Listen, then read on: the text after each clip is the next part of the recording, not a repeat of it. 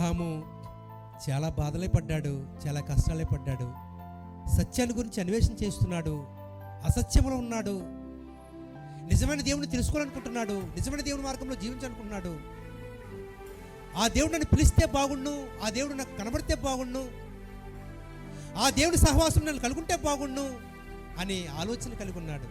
అతను అనుకున్నట్లుగా, అతను కోరుకున్నట్లుగా సత్యాన్ని గురించి అన్వేషణ చేస్తున్నాడు కాబట్టి దేవుని పిలుపునంత అందుకున్నాడు. అబ్రహామా అని పిలవటం మనం వింటాం బైబిల్ గ్రంథంలో ఆదికాండంలో. పిలుపుకు లోబడి తన పరిస్థితిని అంతా చక్కబెట్టుకుని నేను వస్తానని చెప్పలేదు, కానీ ఆ పిలుపు వినగానే దేవుని దగ్గరకు వచ్చేసాడు. అంటే అర్థమేంటో తెలుసా ప్రియులారా? కూడి వచ్చిన మనకి వాక్యం వినబడుతున్నప్పుడు, వాక్యము చదువుతున్నప్పుడు, వాక్యం తెలియజేయబడుతున్నప్పుడు ఆ వాక్యానికి లోపడే మనస్సు మనలో నుంచి బయలుదేరాలంటాడు.